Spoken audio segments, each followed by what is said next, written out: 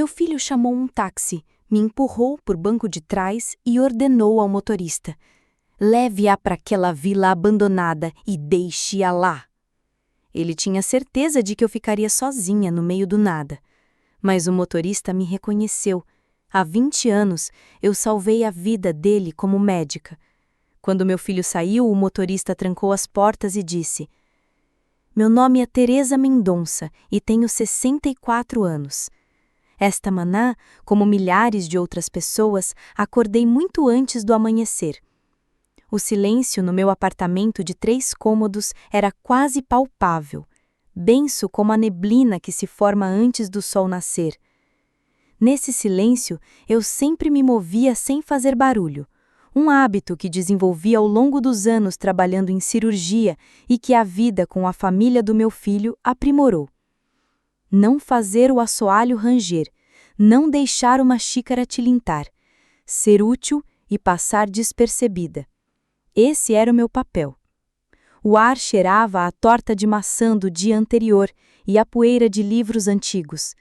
Meu marido, que se foi há 15 anos, era fotógrafo e suas obras ainda estavam penduradas nas paredes. Retratos em preto e branco de uma época passada, testemunhas silenciosas da minha vida.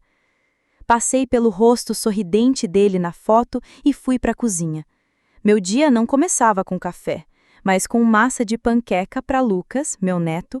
Depois, eu preparava mingau para Eduardo, meu filho, que não comia nada frito de manhã, e uma salada para sua esposa, Carolina, sempre na dieta. 3 cafés da manhã diferentes todos os dias. Eu não reclamava. Vi aquilo como meu dever, minha missão silenciosa. 10 anos atrás, eu era chefe do departamento cirúrgico do nosso hospital regional, uma pessoa respeitada. Mas Eduardo se casou, Lucas nasceu e eles se sentiam apertados. Moravam em um minúsculo apartamento de 1 cômodo. Então Carolina me olhou com seus grandes olhos expectantes e disse: mãe, o que devemos fazer? A criança precisa de espaço e você tem um apartamento tão grande e ainda mora sozinha. E eu cedi. Olá, queridas e queridos ouvintes. Escreve aqui nos comentários de onde você está ouvindo. É sempre muito gratificante para mim ler os cumprimentos do mundo inteiro. Boa história! Vendi meu antigo apartamento no centro, aquele em que cada fresta no teto guardava lembranças do meu marido e da nossa felicidade. Com o dinheiro que consegui, somado às minhas economias, comprei este apartamento de 3 cômodos nos arredores para ficar mais perto deles, para ajudá-los. Coloquei minha alma nisso. Colei o papel de parede eu mesma enquanto eles estavam de férias e escolhi cada móvel com cuidado. Este apartamento era o meu ninho, que construí para eles, deixando apenas um quartinho para mim. Tornei-me tudo para eles: cozinheira, babá, faxineira, caixa eletrônico pessoal.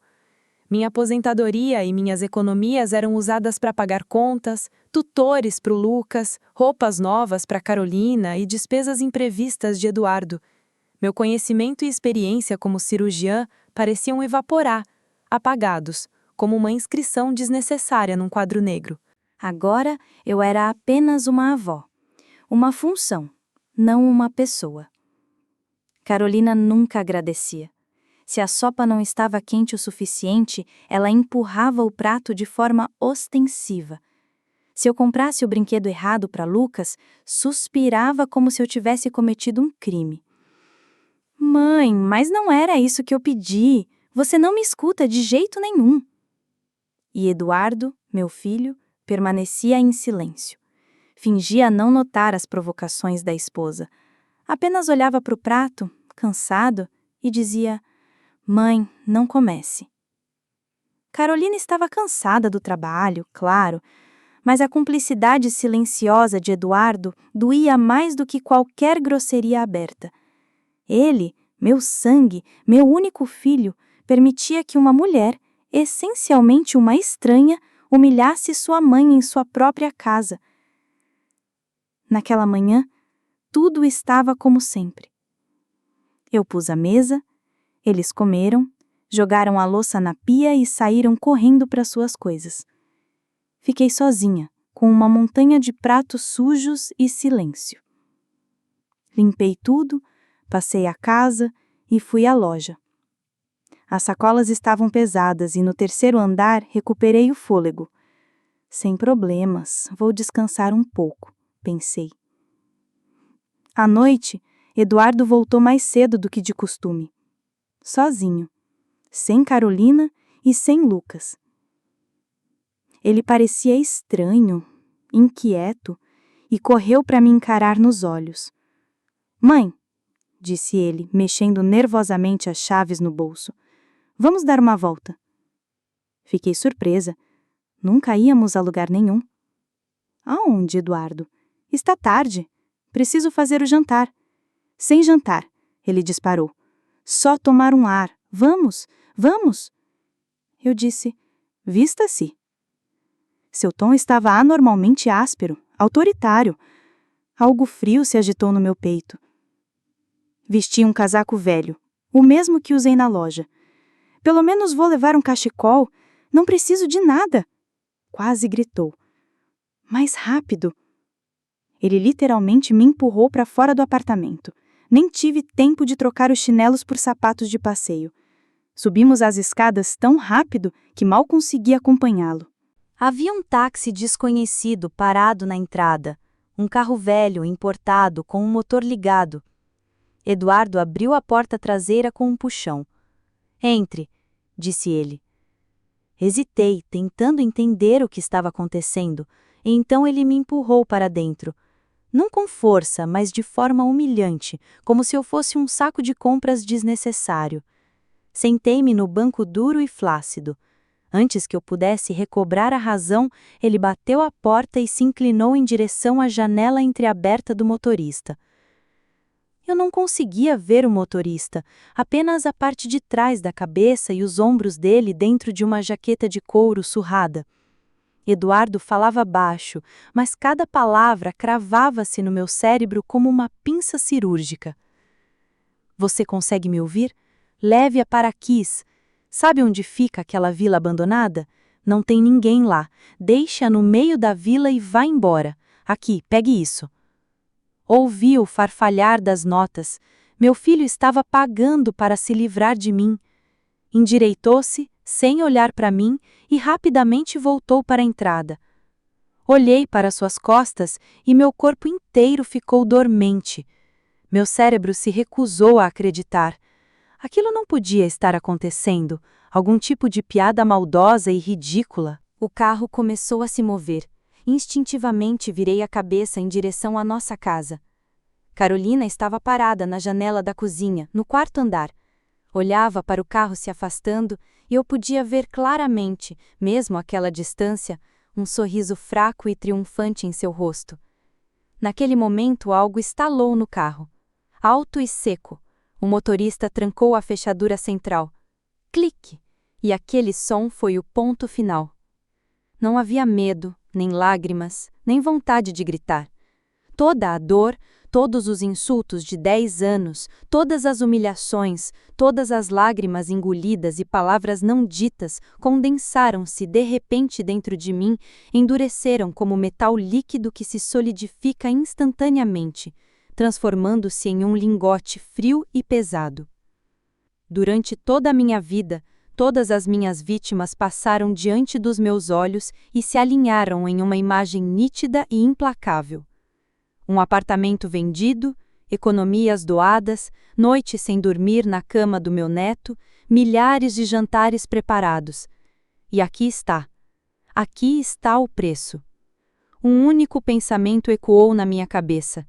Não uma pergunta, mas uma constatação, fria como um bisturi. Então, é isso que eu valho. O carro circulava pela cidade à noite. Os postes de luz passavam rápido, deixando listras amarelas no asfalto molhado pela chuva recente. Sentei-me ereta, imóvel, e olhei pela janela para as casas, lojas e árvores reluzentes, para um mundo que de repente parecia estranho, quase como vidro, existindo à parte de mim. O frio no peito não passava, tornou-se espesso como gelo entalado nas artérias. Não pensei no que viria a seguir. Meu cérebro, acostumado a emergências, simplesmente desligou todas as emoções, deixando apenas um vazio frio e uma observação clara e vibrante. Saímos da cidade. A estrada escureceu ainda mais. O motorista permanecia em silêncio, e eu agradecia por isso.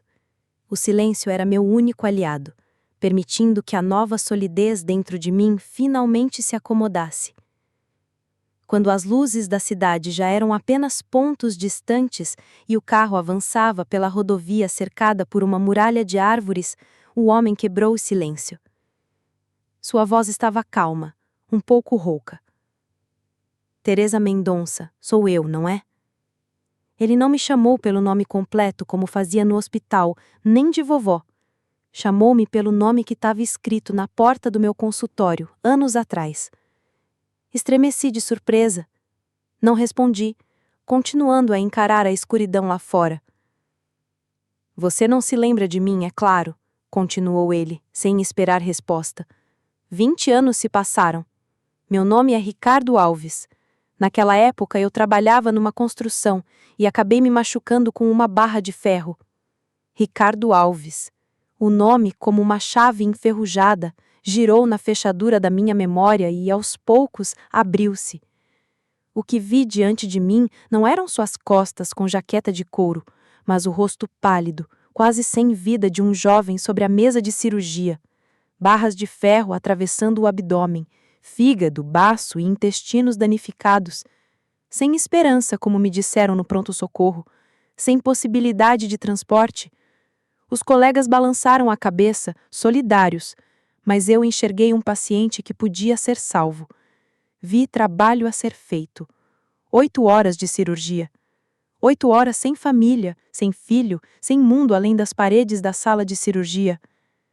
Era só eu, minhas mãos, os instrumentos, os assistentes e uma batalha pela vida daquele desconhecido. Lembro-me de costurar os vasos do fígado um por um, de juntar pedaços do que parecia um caos. Lembro-me do cheiro de sangue e antisséptico. Lembro-me do silêncio ressoando nos meus ouvidos cansados quando dei o último ponto. Eu o salvei naquele instante. Foi uma das cirurgias mais difíceis da minha carreira, uma das minhas vitórias. Eu lembro, murmurei surpreso com a firmeza da minha própria voz. O motorista assentiu, como se pudesse sentir minha resposta. Eu agradeceria mais tarde. Com bolo, claro. E você me repreendeu, continuou ele. Eu deveria ter gasto aquele dinheiro em vitaminas, e me entregou uma lista do que comprar. Sorri com a lembrança do garoto magro e envergonhado com uma caixa de bolo, parado no corredor do departamento e da minha severidade médica cansada. O carro diminuiu a velocidade, encostou no acostamento e ligou o pisca-alerta. A luz laranja piscante iluminou seu rosto no retrovisor, depois meus joelhos dormentes. Ele se virou para mim. Agora eu o via por completo. Um homem na casa dos 40, com rugas profundas ao redor dos olhos e uma cicatriz branca fina na bochecha esquerda. Não me lembrava dela. A vida deixa suas marcas, pensei. Teresa Mendonça, repetiu ele, agora soando quase como um juramento. Ouvi o que meu filho disse. Não vou levá-la para Cliute. Então, para onde realmente devo levá-la? Aos seus amigos? À polícia? Para os seus amigos. Eles vão chamar o Eduardo imediatamente. Vão começar as lamentações e persuasões. Você é mãe, precisa perdoar. Para a polícia? O que direi? Que meu próprio filho me levou para a floresta? Eles vão dizer que é assunto de família e me mandar de volta ao mesmo inferno. Não, eu precisava de um lugar seguro, um lugar onde pudesse pensar. Meu cérebro funcionava com clareza, como naquela noite na mesa de cirurgia, analisando, avaliando riscos e tomando decisões. Todo o sentimentalismo, todos os sentimentos maternos haviam sido queimados. Só restava o cirurgião. Me leve para sua casa, Ricardo, disse com firmeza. Preciso de um lugar seguro por uma noite. Amanhã decidirei o próximo passo. Ele me olhou por 1 ou 2 segundos. Sem surpresa, apenas compreensão e profunda empatia masculina. Claro, assentiu sem questionar. Minha esposa vai entender. Não somos ricos, mas vamos encontrar um lugar para você. Ele voltou o carro à cidade. Não chorei, nenhuma lágrima, apenas silêncio e determinação fria. Naquele instante, quando falou sobre o passado, lembrei-me não só dele, mas de mim mesma, forte, capaz, respeitada. A mulher que Carolina e Eduardo tentaram apagar, transformar em um simples acessório da vida deles. Este encontro não foi coincidência, foi um sinal. O universo estendeu a mão, e ela era a mão do homem que salvei há 20 anos. Ricardo, falei novamente quando entramos na cidade. Posso pegar seu telefone emprestado para uma ligação?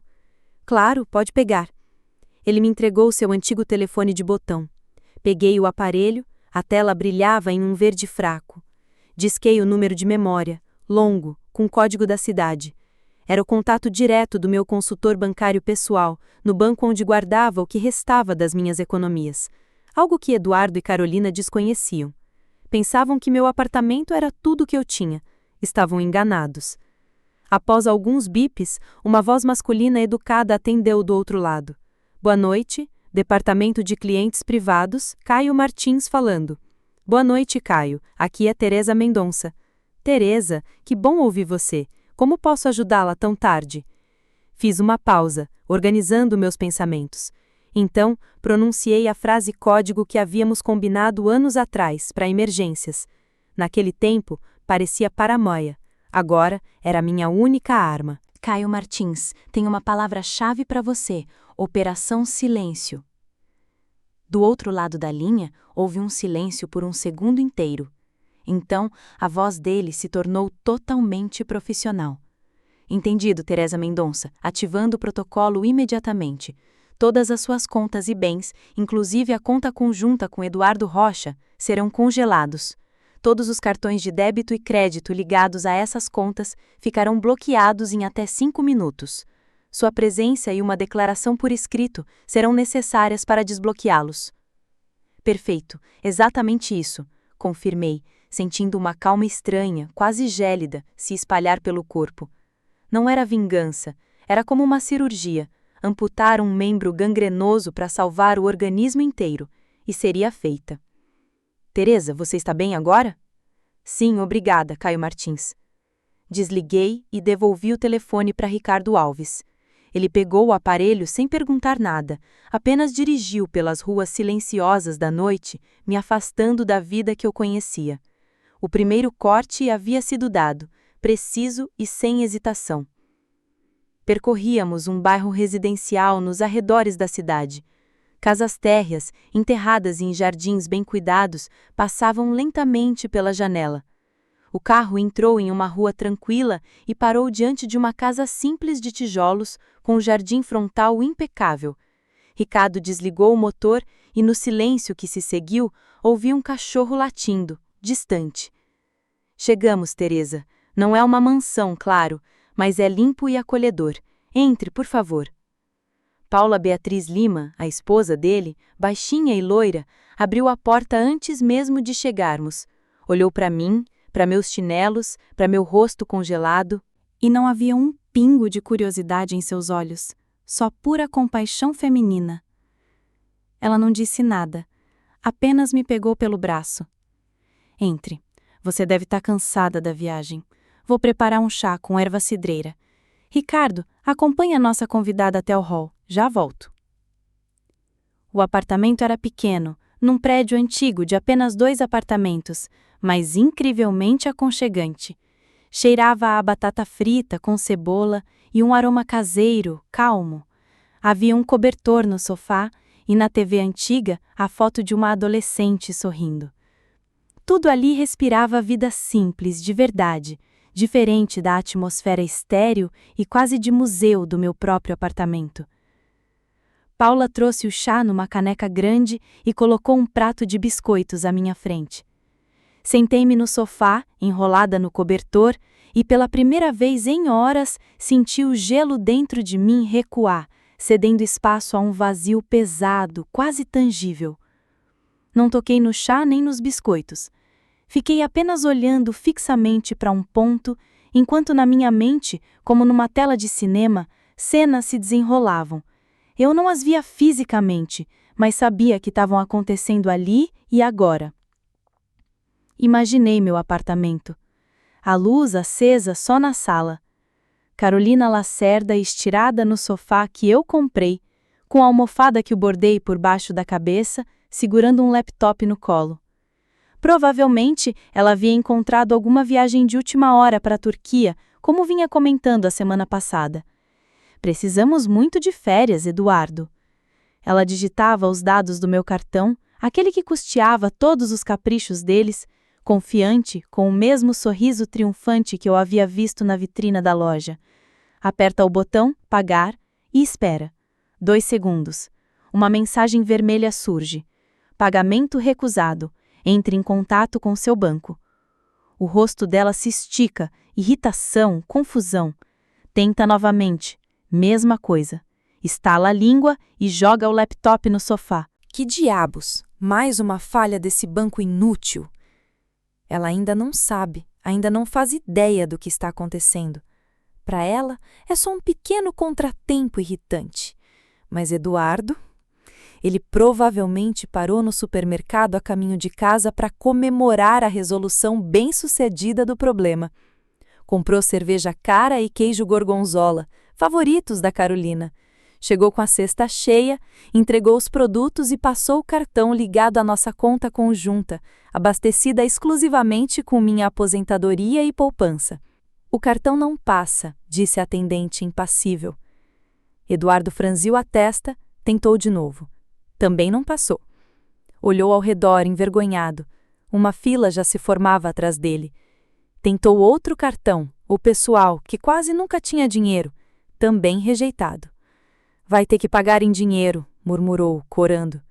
Deixou a cesta no caixa e saiu rápido da loja. Vergonha, raiva e aquele mix clássico de humilhação pública. Ligou para Carolina primeiro. Quase conseguia ouvir a conversa. Os cartões não funcionam. Sussurros. Como assim não funcionam? Também não posso pagar o passeio. Sua mãe fez alguma coisa. A velha resolveu nos irritar. Para eles, parecia coincidência. Ainda não acreditam. Eles me enxergam como uma velhinha maluquinha, capaz só de travessuras mesquinhas. A ideia de que eu possa agir com frieza calculista simplesmente não cabe no mundo deles. Não me veem como cirurgiã, nem como mulher forte. Veem apenas a propriedade que ousou se rebelar. Enquanto revivia essas cenas, Ricardo voltou à sala, sentou-se calmamente em frente a mim, sério, segurando o celular. Teresa, seu filho ligou várias vezes, não atendi. Ele deixou uma mensagem de voz. Meu coração disparou, não de medo, mas de uma premonição. Atenda, murmurei. Ricardo apertou o botão e o viva voz trouxe a voz irritada de Eduardo. Cheia de raiva, condescendente, mas sem medo. Mãe, pare com essas brincadeiras infantis. Não sei o que você imaginou, mas desaparecendo, isso não tem mais graça. Estamos encrencados por sua causa. Ligue as cartas imediatamente. Repito, imediatamente, e volte para casa. Pare de fazer circo e de desonrar a família. Estou esperando você em casa. Vamos conversar. A mensagem terminou abruptamente. Ricardo desligou o telefone. O silêncio caiu na sala, mais pesado do que aquele travesseiro de edredom velho que ninguém consegue empilhar direito. Olhei para a tela escura do aparelho e senti algo se romper dentro de mim. O último fio tênue que ainda me conectava a esse homem, ao meu filho. Aquele tom condescendente, aquele pare com essas brincadeiras infantis, essa ordem para ligar o celular imediatamente. Ele nem se preocupou em saber onde eu estava, se eu estava bem. Para ele, eu não era uma mãe, nem uma pessoa. Eu era um caixa eletrônico rebelde que precisava de manutenção urgente. Todo aquele vazio que mal existia dentro de mim foi instantaneamente preenchido, mas não com dor ou ressentimento. Era algo mais frio, calculado, como o aço. Naquele instante, finalmente entendi. A mãe de Eduardo havia partido. Ela morreu naquela noite, no banco de trás de um táxi velho. Só Teresa Mendonça permaneceu, e ela nunca mais permitiria que alguém pisasse nela. Nunca. Lentamente, Afastei o telefone da mesa, tão lisa quanto vidro polido. A voz do meu filho, estranha e metálica, ainda ecoava nos meus ouvidos. Ricardo me olhou, esperando lágrimas, gritos, xingamentos. Mas não houve nada disso. Eu estava absolutamente calma. Calma como em uma sala de cirurgia, no momento em que o coração do paciente para e você tem apenas segundos para decidir o que fazer. Olhei para Ricardo. Eles acham que sou burra, disse, e minha própria voz soou distante. Acham que sou só uma velha reclamona fazendo birra. Levantei-me e fui até a janela. Do outro lado a rua dormia, silenciosa. A casa em frente parecia sonhar com o dia seguinte. O mundo inteiro estava alheio aos dramas que se desenrolavam atrás das cortinas. Meu cérebro, acostumado a analisar, comparar e diagnosticar, funcionava a todo vapor, descartando tudo que fosse supérfluo. Emoções? Desnecessárias. Algo não encaixava. Por quê? Por que esse espetáculo cruel e arriscado? A mudança para uma vila abandonada. Se fosse apenas por dinheiro, por cartões bloqueados, as ações seriam exageradas e lógicas. Eles já tinham acesso a tudo. Moravam no meu apartamento, comiam minha comida, gastavam minha pensão. Um escândalo, ameaças ou boicote teriam sido suficientes para me punir. Mas não, eles queriam me jogar para o deserto, fisicamente. Era como um cirurgião sugerindo uma cirurgia de crânio para curar um simples resfriado. Absurdo. E eu sabia. Se o procedimento parece absurdo, significa que o diagnóstico estava errado.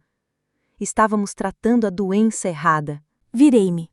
Ricardo e sua esposa Paula, que haviam entrado silenciosamente, olharam para mim alarmados.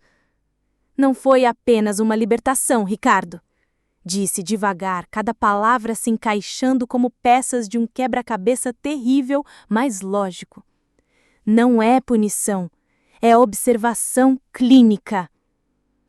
Ele franziu a testa, confuso. Eles precisavam de um sintoma. Falei baixo, claro, como explicando o diagnóstico a um residente. Imagina só. Uma senhora de 64 anos mora com a família do filho.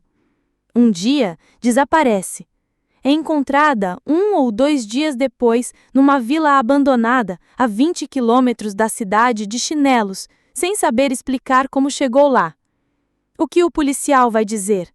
O médico da ambulância? O vizinho curioso? Fiz uma pausa, dando tempo para que encontrasse a resposta sozinho. Paula levou a mão à boca, os olhos arregalados de horror. Ela entendeu primeiro. Dirão que ela se perdeu? Sussurrou. Que está senil, completei. E o frio metálico da minha conclusão se consolidou. Demência senil, perda de memória e de orientação espacial. Não é encenação, é sintoma, apresentado de forma perfeita ao médico.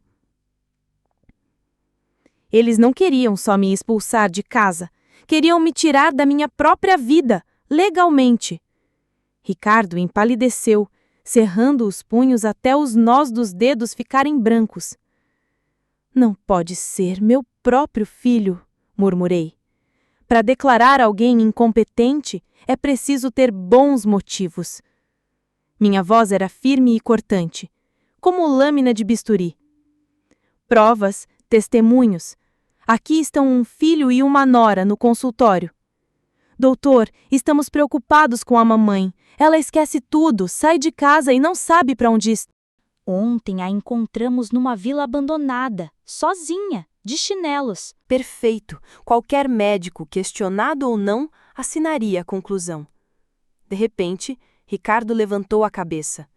Um brilho de reconhecimento nos olhos. DPP, disse ele. Um hospital psiquiátrico. A esposa do meu primo trabalha lá como enfermeira. Lyudmila, na recepção, comentou uma vez: há um médico, Dr. Victor Menezes, que resolve esses problemas com parentes idosos. Por uma taxa, claro. Meu coração parou. O elo perdido. Diga nome, sobrenome e especialista, disse, dura.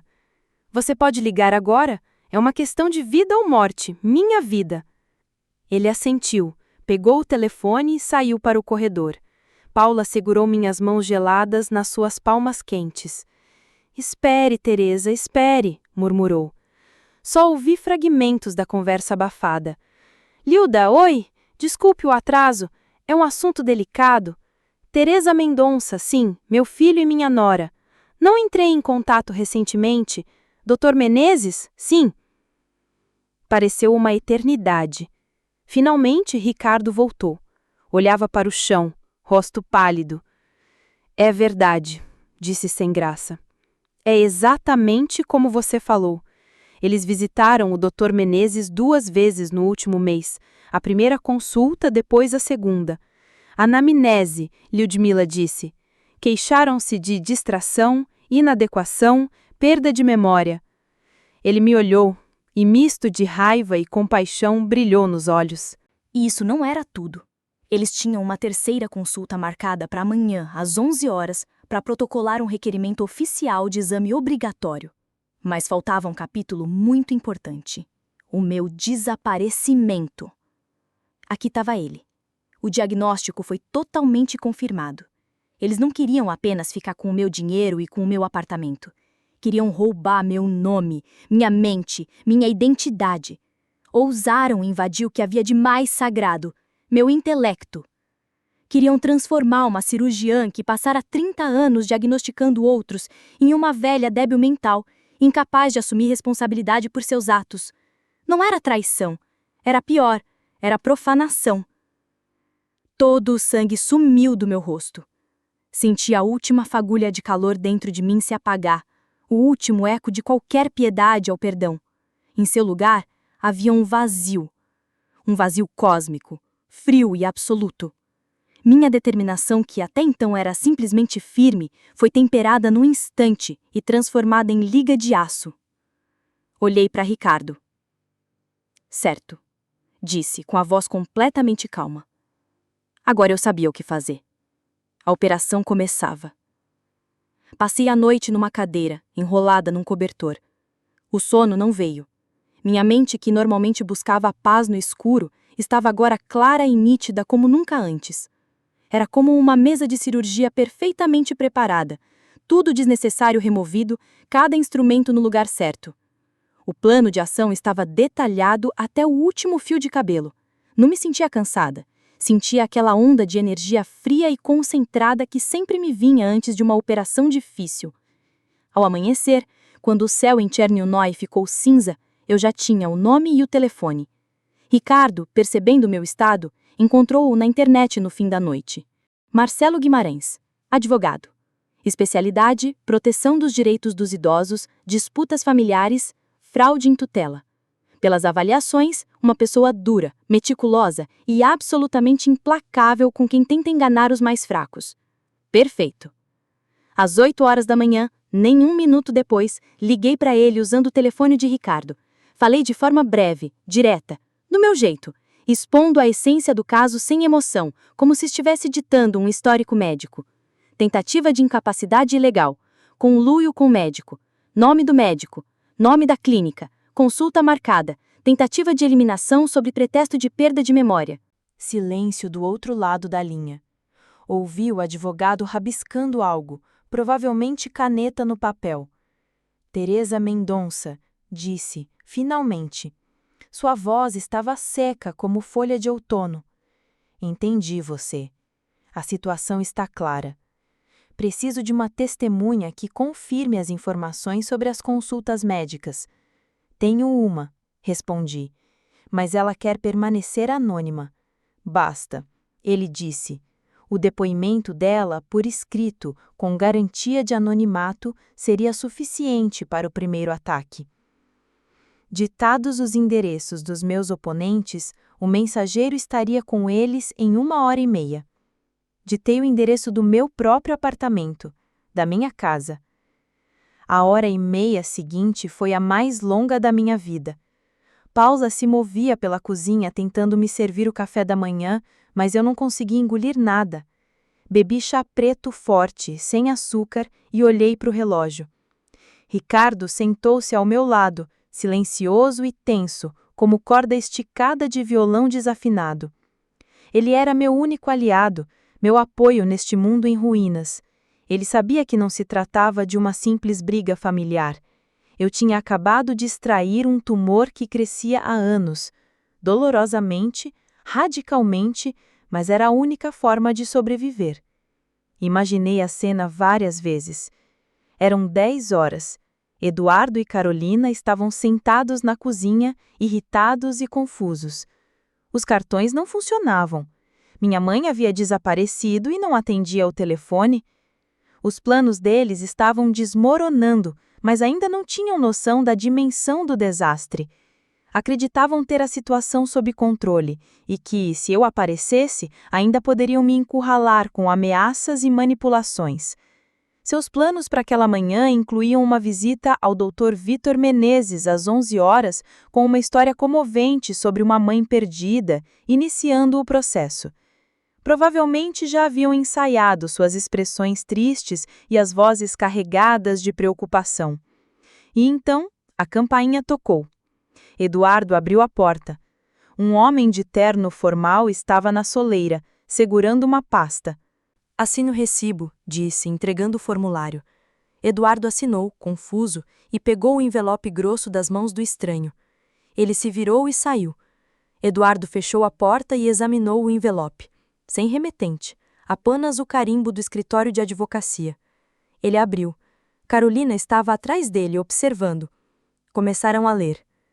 Eu já sabia o conteúdo. Marcelo, a meu pedido, leu a mensagem para mim por telefone. Não era petição nem processo. Era uma notificação oficial pré-julgamento. Aviso.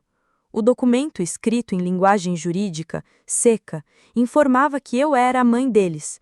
Teresa Mendonça tinha conhecimento das intenções e ações deles para me declarar incapaz. O documento mencionava explicitamente o nome do Dr. Victor Menezes e suas consultas no Hospital São Lucas. Declarava-se que a ação deles, me levando a uma vila abandonada, não seria vista como conflito familiar, mas como parte de uma conspiração criminosa para se apropriar fraudulentamente dos meus bens. O último parágrafo era aterrorizante.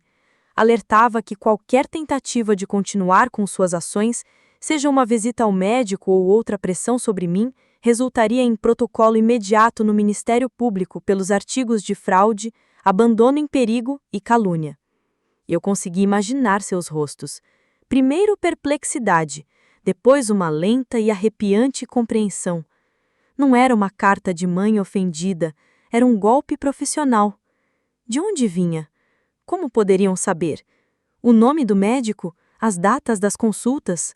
Como isso era possível?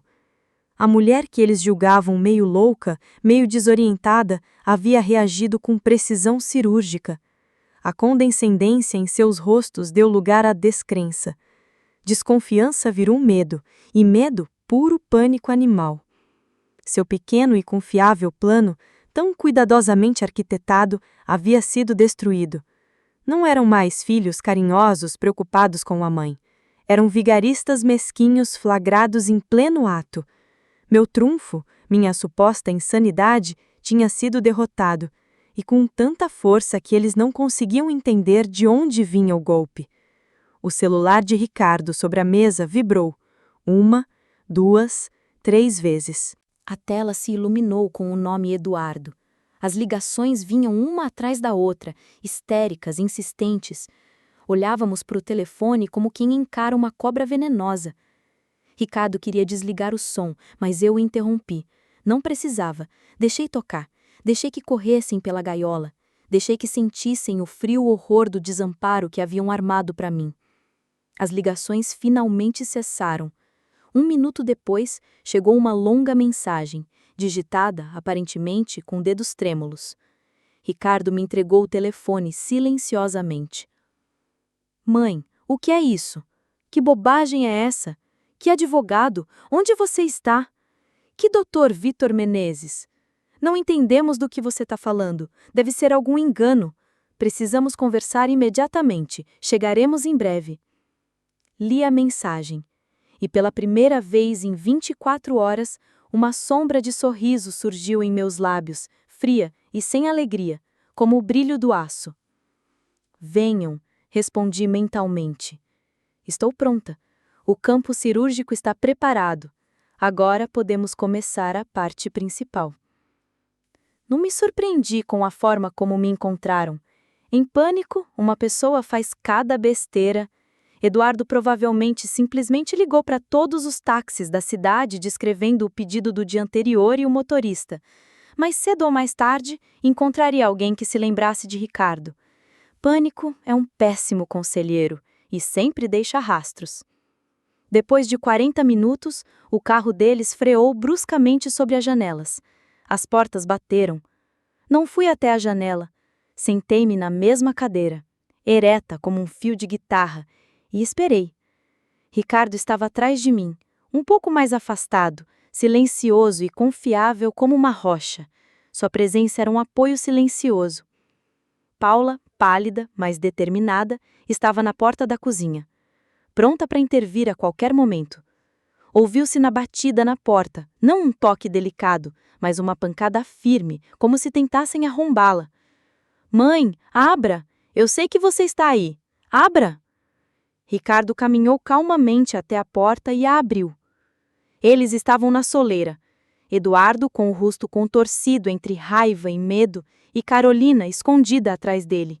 Seu rosto estava pálido, com manchas vermelhas, e os olhos se moviam como os de animal encurralado. Ao me ver viva e bem, sentada na cadeira, Eduardo congelou por um instante, e então a barragem se rompeu. Mãe, como você pôde? Gritou, invadindo a casa. Carolina o seguiu. Como pode fazer isso com seu próprio filho? Enviar os papéis, ameaçar o Ministério Público? Sou seu único filho! Ele apelava para a culpa, técnica antiga de manipulação. Fiquei em silêncio, olhando-o com um olhar calmo e investigativo. Meu silêncio o enfureceu ainda mais. Que tipo de homem é esse? Apontou para Ricardo. Foi ele quem te aconselhou, que mentiu para você? Você entende que ele é só um vigarista querendo tomar seu apartamento, Carolina interveio com a voz embargada. Estávamos preocupados com você, procurávamos por você e de repente você correu para o primeiro cara que encontrou. Ele vai te enganar, te embebedar e você vai acabar na rua. Você ao menos sabe o que está fazendo? Está louca? Ameaças. Etapa 2. Tentativa de me intimidar, de me recolocar no papel de vítima indefesa. Permaneci em silêncio.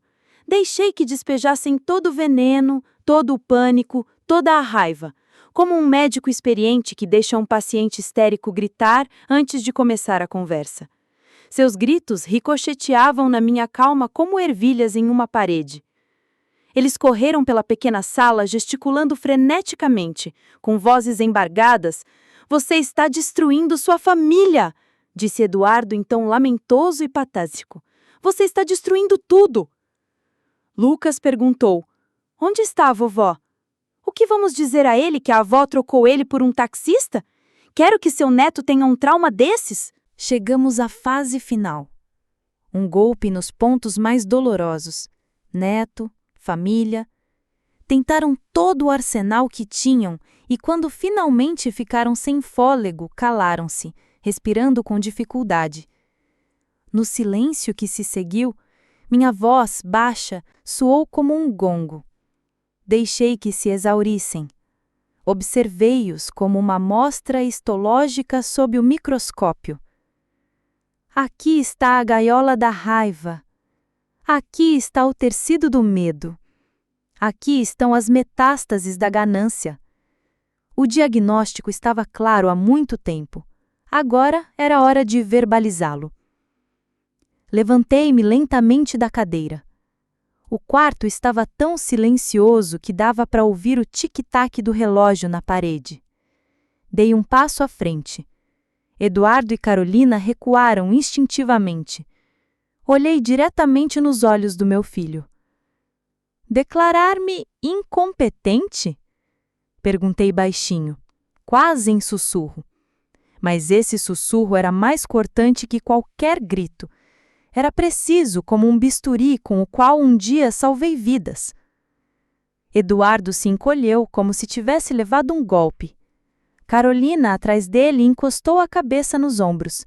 Eles entenderam. Eu sabia. Não precisei gritar sobre a vila, o dinheiro ou a traição. Cheguei ao cerne do plano deles, a parte que consideravam seu segredo mais terrível.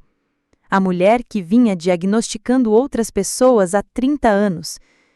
Continuei em silêncio, sem tirar os olhos dele. A mulher que conseguia prever o desfecho de uma doença a partir de sintomas quase imperceptíveis. Uma mulher que conhecia a psiquiatria de cor, porque fazia parte do meu trabalho. Cada pergunta minha era como um corte preciso e calculado. Vi a cor sumir do rosto de Eduardo, o suor brotar em sua testa. Ele abria e fechava a boca como um peixe fora d'água, sem conseguir emitir nenhum som. Você realmente pensou isso, Eduardo?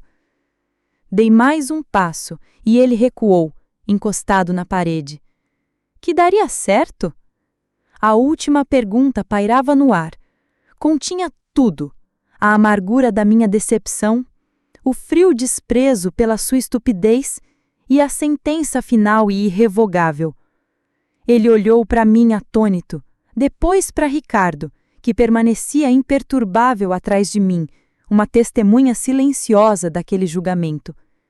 E naquele momento, eles perceberam, finalmente. Não era eu quem estava presa, eram eles. Perceberam que eu sei de tudo, não imagino, não presumo, eu apenas sei. E tenho uma testemunha, um homem calmo e confiante atrás de mim, não como sedutor, mas como protetor. Toda a vaidade deles, toda a raiva fingida, todas as tentativas patéticas de manipulação, tudo isso se desfez em pó. Eles viram diante de mim uma mãe sem ofensas, uma senhora idosa que ainda tinha plena lucidez. Viram Teresa Mendonça, a cirurgiã, e finalmente entenderam que haviam perdido completamente. Carolina Lacerda foi a primeira a desabar. Soluçou baixinho, cogueu o rosto com as mãos e saiu correndo de casa, parecendo uma adolescente flagrada no meio de uma travessura. Eduardo Rocha permaneceu de pé, encostado na parede, preso ao meu olhar. Ele estava arrasado, destruído. Não havia mais raiva em seus olhos, apenas aquele terror primitivo de quem se sabe pego em flagrante, tipo o ladrão de doces na escola. Ele compreendeu que eu não voltaria e que agora teria que responder por tudo. Eduardo cambaleou até a saída e desapareceu pela porta. Ouvi o motor do carro deles ligar e em poucos segundos se foram. A sala mergulhou em silêncio novamente. Expirei lentamente. A parte mais difícil da operação havia terminado. O tumor estava exposto, agora só faltava limpar a ferida. Eu sabia que aquilo não era o fim. O animal ferido não tinha para onde fugir e correria de um lado para o outro, tentando morder mais uma vez. O pânico deles se transformava em desespero, e o desespero os levava às atitudes mais imprudentes. O mundo deles estava desmoronando, sem dinheiro, sem plano. O esquema para tomar meus bens e minha liberdade tinha falhado, e a sombra de um processo criminal pairava sobre suas cabeças como espada de Damocles. Eles precisavam de um novo plano, e eu sabia qual seria. Quando chantagens e ameaças não funcionam, entra em cena a opinião pública. 2 dias depois, minha prima Wanda me ligou. Sua voz estava cheia de ansiedade e compaixão. Teresa, o que está acontecendo aí? Eduardo e Carolina ligaram ontem, soluçando pelo telefone.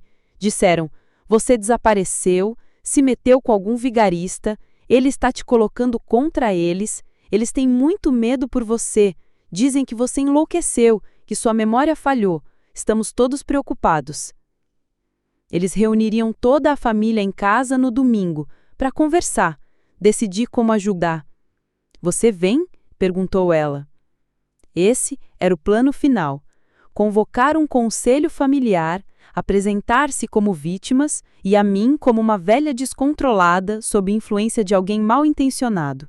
Queriam usar os laços familiares e a compaixão dos tios para criar pressão social, fazendo toda a família dizer em uníssono: Teresa, recupere o juízo, volte para seu filho, você está errada. Queriam me dar uma surra pública, embrulhada em carinho. Sim, Wanda, eu irei, respondi com calma, com certeza. Desliguei e liguei para o advogado de Marcelo Guimarães. Marcelo, tenho novidades para você.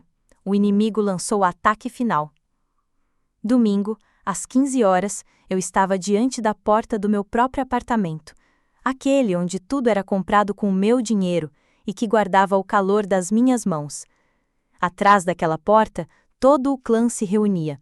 Irmãos, irmãs, sobrinhos, todos que me conheciam desde a infância. E todos agora ouviam a história falsa e chorosa de meu filho e da esposa dele. Eu não estava sozinha. À minha esquerda, Marcelo Guimarães, de terno formal e pasta de couro em mãos, com o rosto impenetrável. À minha direita, Ricardo Alves, calmo e firme como granito. Pedi que ele viesse. Ele precisava ver o final daquela história. Respirei fundo e toquei a campainha. Meu sobrinho, Felipe Mendonça, abriu a porta. Ao me ver, sorriu confuso, mas parou ao notar meus acompanhantes. Tia Nádia, entre, disse eu. Entramos na sala de estar, que estava cheia. No sofá, Eduardo e Carolina estavam sentados. Carolina pressionava um lenço contra os olhos, os ombros tremendo. Eduardo contava algo para minha irmã Wanda, com uma expressão trágica. Quando chegamos, todas as conversas cessaram. Todos os olhares se voltaram para nós. Mãe! Eduardo deu um pulo, fingindo surpresa alegre. Vocês vieram! Estávamos tão preocupados! E quem está com vocês? Este é meu advogado, Marcelo Guimarães, disse calmamente, olhando para todos. E este é Ricardo Alves, meu amigo que salvou minha vida quando meu próprio filho me deixou para morrer. A sala mergulhou em silêncio absoluto. Carolina parou de soluçar e me encarou, olhos arregalados. Já que todos estão reunidos para discutir meu colapso mental, continuei. Achei justo que ouvissem não só uma história tocante sobre uma mãe rebelde, mas também alguns fatos. Marcelo, por favor. Marcelo deu um passo à frente, abriu sua pasta e retirou vários documentos. Sua voz, seca e direta, ecoou pela sala. Senhores e senhoras, represento Teresa Mendonça, pois seu filho, Eduardo Rocha, e sua esposa, Carolina Lacerda, estão divulgando informações que desacreditam sua honra e dignidade e questionam sua saúde mental. Estou autorizado a informá-los da situação real. Eduardo empalideceu. Tentou falar alguma coisa, mas Marcelo levantou a mão e ele se calou. Primeiro, apresentou a programação das visitas de Eduardo e Carolina ao Hospital São Lucas, especificamente ao consultório do Dr. Vitor Menezes, com 2 visitas no último mês. O objetivo, segundo eles mesmos, era coletar informações para depois retirar a capacidade jurídica de Teresa Mendonça.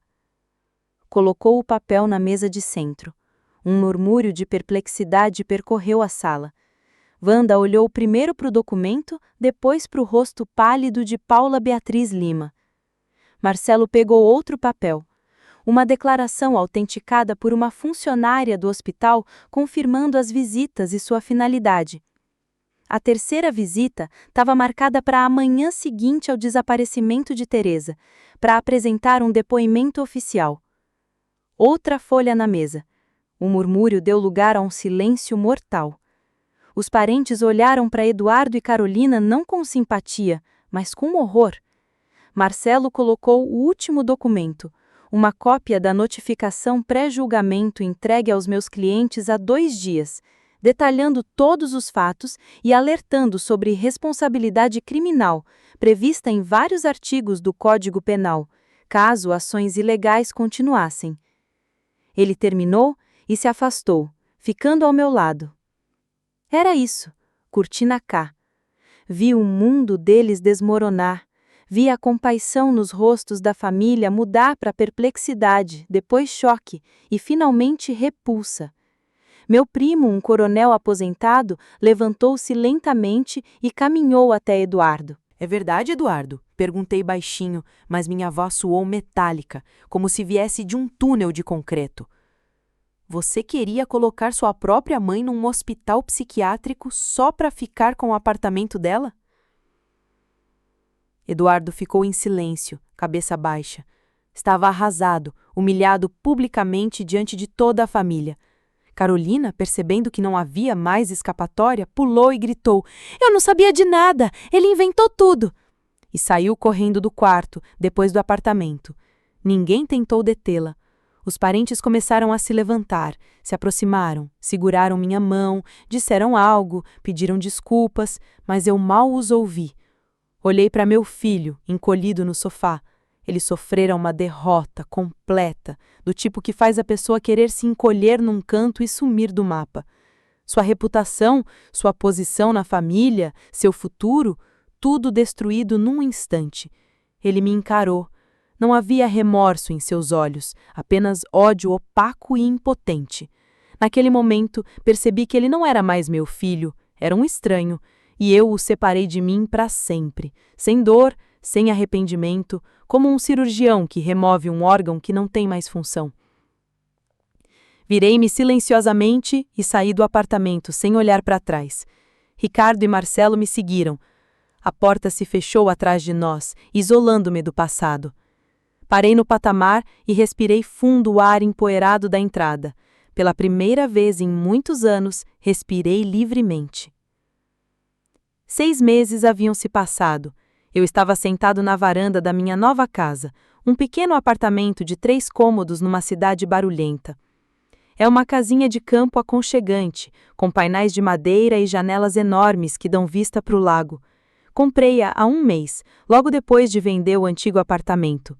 Transferi para Eduardo e Carolina, por meio de um advogado, exatamente o mesmo valor que recebi pelo imóvel no centro. Nem 1 centavo a mais, nem 1 centavo a menos. Devolvi-lhes o ponto de partida. Todo o resto, minhas economias, o dinheiro da venda dos móveis, tudo o que conquistei na vida ficou comigo.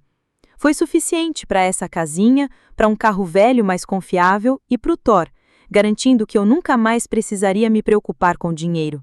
Aqui o ar cheira a pinheiro e água fresca. O silêncio é interrompido apenas pelo canto dos pássaros ou pelo espirrar ocasional dos peixes no lago. De manhã, acordo não pelo estresse de preparar 3 cafés da manhã diferentes, mas pela luz do sol batendo na janela. Tomo café devagar, saboreando cada gole, e olho para a água. Às vezes, fico horas numa velha cadeira de balanço com um livro, sem ninguém me interromper com perguntas do tipo: "Onde estão minhas meias?" ou "O que vamos jantar?" Voltei a me encontrar com meus velhos amigos, colegas médicos, com quem quase perdi contato ao longo de 10 anos de serviço. E a família do meu filho?